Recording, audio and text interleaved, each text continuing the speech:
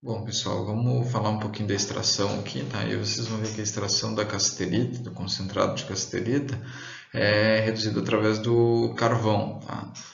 Em fornos reverberatórios. Aqui tem um desenho aqui do que é um forno reverberatório, tá? E eu vou explicar mais ou menos o funcionamento agora, tá? A reação global ali, vocês vão ver que ela parece ser bastante simples, não? A reação carbotérmica aqui de estanho, óxido de estanho, né, casterita, com carbono, resultando em estanho mais CO2. Mas ela não é tão simples assim devido a alguns fatores, tá? Então eu vou explicar aqui que fatores que fazem dela uma reação um pouquinho complicada, tá? Então assim, o estanho ele pode ser reduzido a baixas temperaturas, tá? O que seria ótimo, imagina, se a gente conseguisse reduzir estanho a baixa temperatura, seria muito bom.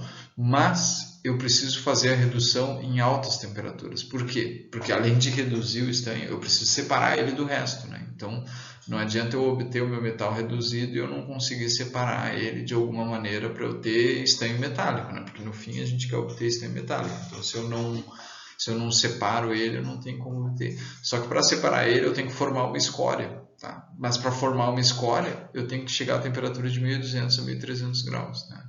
Então, escória líquida, ela só é formada a 1200 a 1300 graus. Então, esse forno aqui, o design dele é feito para atingir essas temperaturas. Né? Essa temperatura é bastante alta quando comparado à temperatura de fusão do estanho. Tá? Por isso, os óxidos de outros metais presentes, como impurezas, são reduzidos ao mesmo tempo que o estanho, formando uma liga. Tá? Se vocês verem ali a metalurgia de qualquer coisa que a gente está estudando aqui via redução carbotérmica, a essa temperatura aqui, boa parte desses metais que a gente está estudando, eles são reduzidos quando tem carbono. Tá? Um exemplo dele é o ferro. Tá? O ferro é o principal contaminante do estanho. A 1200, 1300 graus, se eu tenho o óxido de ferro ali presente, que veio lá da etapa de beneficiamento, ele acaba sendo reduzido e dissolve no estanho. Tá? Então, isso é uma particularidade, assim, eu consigo reduzir em baixas temperaturas, entretanto, eu tenho que elevar a altas temperaturas para formar uma escória, tá? Além disso, tá? Devido a essa alta temperatura, a gente sabe, quanto maior, vocês aprenderam lá em fisicoquímica, em química, lá na parte de putz, eu não me lembro o nome da matéria, mas tem uma parte lá que vocês aprendem sobre pressão de vapor, né? Quanto mais eu aumento a temperatura de alguma coisa, de um líquido, tá? Maior é a pressão de vapor. Significa o quê?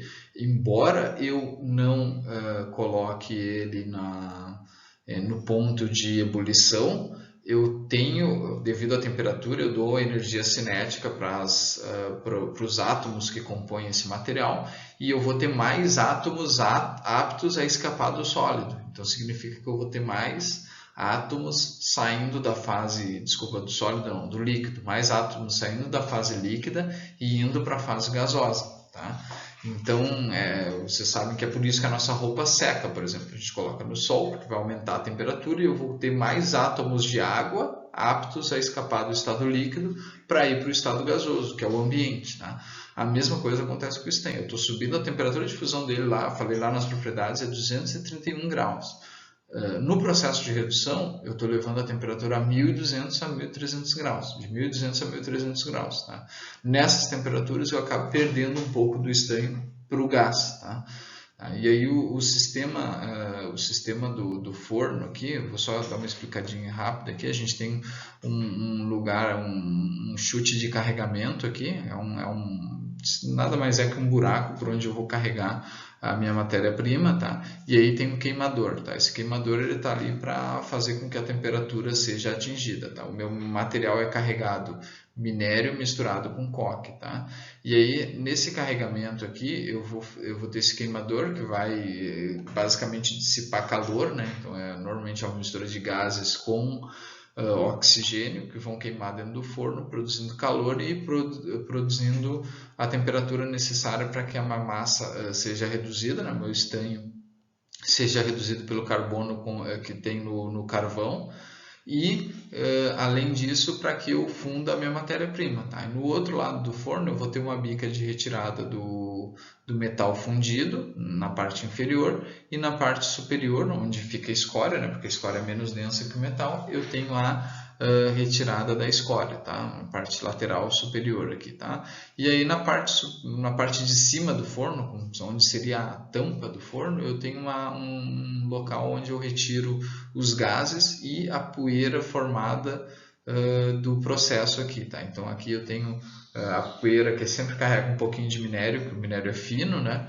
E também os gases produto da reação aqui. Então, principalmente CO2. CO2 vem tanto da reação de redução como da queima do óleo ou do óleo do gás que está sendo utilizado no queimador, né? Então, eu tenho um gás rico em CO2 aqui e com alguma poeira de metal produzido, tá? Uma outra situação importante aqui que vocês têm que estar cientes é que o SnO2 ele é um óxido anfótero, tá?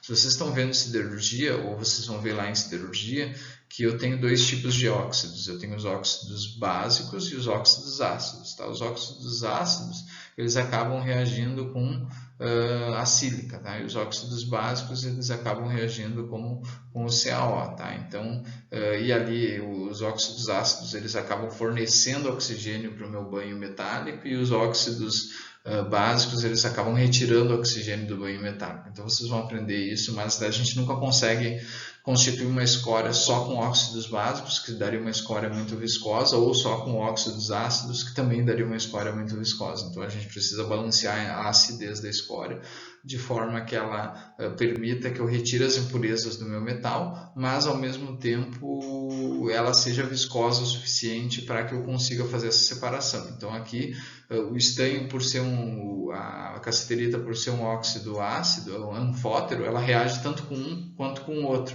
Então eu acabo não conseguindo fazer uma escória de uma maneira que eu tenha um material que eu tenda a colocar o estanho para a fase metálica. Então eu sempre tenho um pouco de estanho na escória, um pouco não, bastante estanho na escória, e vocês vão ver que isso tem uma consequência no processamento, tá?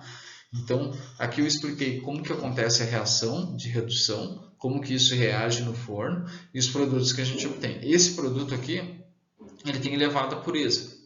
E essa pureza pode ir de 97,5% até 99% o estanho que eu produzo aqui, tá?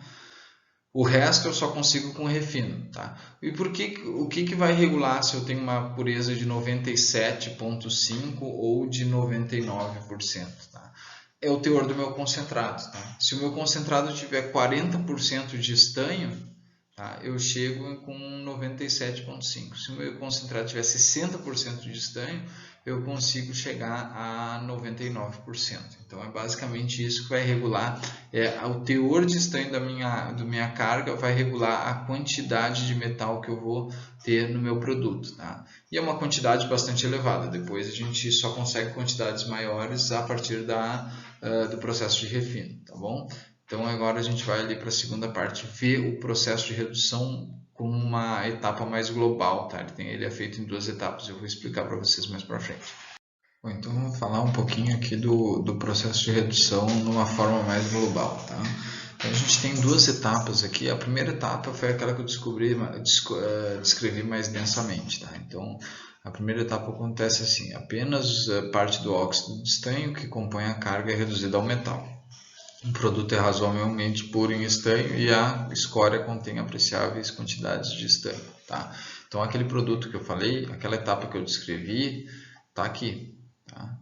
É a etapa rica a etapa em que eu produzo um estanho lá de 97,5% a 99% de pureza em estanho, tá?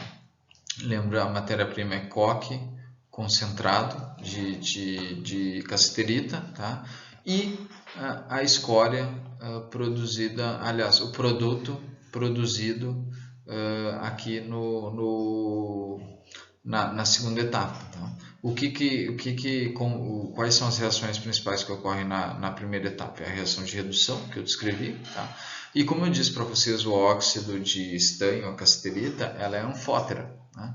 O que significa que ela vai reagir tanto com CaO quanto com a sílica, tá? Como nos minérios de cassiterita eu tenho a sílica como principal, como um dos contaminantes, tá? Acaba que essa reação ocorre mais do que a outra lá, que é a reação com CaO, tá? Então eu vou ter a formação da escória e na escória eu vou ter esse cara aqui, tá? Que é o silicato de estanho, tá? Então isso vai me fazer uma segunda etapa, tá? Essa segunda etapa ocorre no mesmo forno, tá? Eu vou carregar o que? A escória e ferro, vai ter um queimador para manter a temperatura, tá? E o que acontece na segunda etapa? Na segunda etapa, o silicato de estanho ele vai reduzir com o ferro metálico, tá? Então vai ter uma reação aqui de simples troca, onde eu vou ter o que? O estanho sendo deslocado pelo ferro. Então o silicato de estanho vai reagir com o ferro para produzir estanho e ferro metálico, tá? E lá naquele forno da primeira etapa, eu vou adicionar esse estanho metálico. Tá?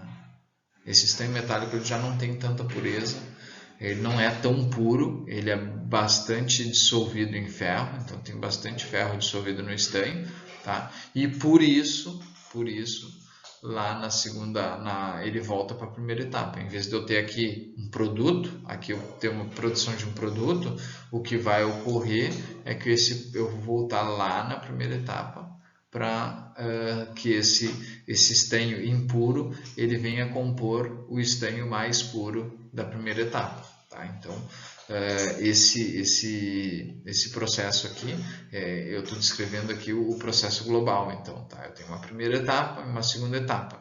Ela acontece sempre no mesmo reator? Não, eu tenho que ter sempre dois fornos. Um forno está trabalhando com a configuração da primeira etapa, o segundo forno está trabalhando com a configuração da segunda etapa. Vocês lembram lá que eu falei qual eram as matérias-primas? Era coque, concentrado, e aí eu nem tinha citado, mas tem a escória, aliás, desculpa, o produto da segunda etapa de redução, tá?